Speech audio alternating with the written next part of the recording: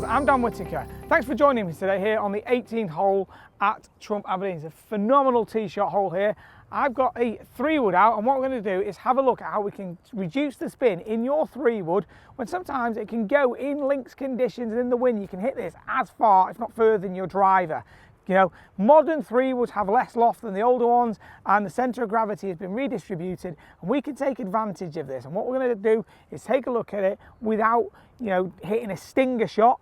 That's a different type of shot. This is about hitting a full 3-wood but taking the spin off. So what we see is when you're hitting down on a 3-wood, what we tend to do is that really tends to get a lot of spin on the golf ball. What we're going to try and do is get the angle of attack more up on the ball, so that means hitting more up on it, okay, but whilst keeping the loft the same. When you're doing that with a 3-wood, it will reduce the spin but allow you to get absolute maximum distance. Now, we have a term called spin loft. What really does that mean?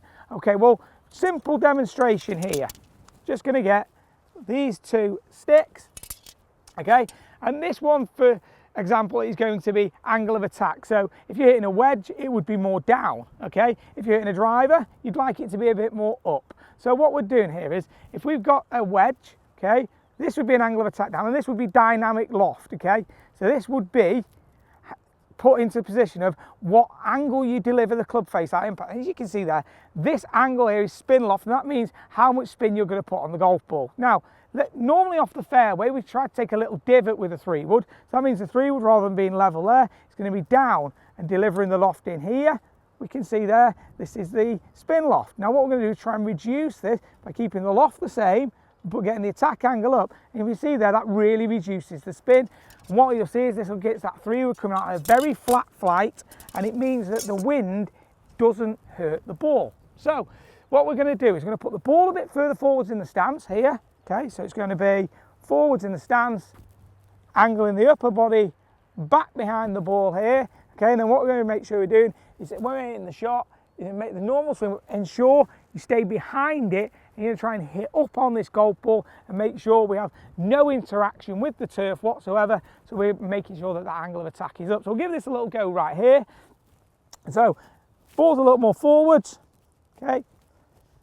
The upper body just slightly tilted to the right.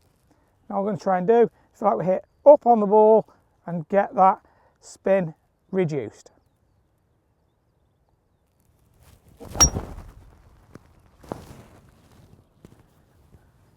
So that's come out fairly flat there, okay, and it's rainbowed out nicely. It's hit the fairway, it's going to run out a long way. So sometimes 3-wood can be a great option, and knowing how to reduce the spin could be massive in influencing your scores and helping you on your journey to better golf.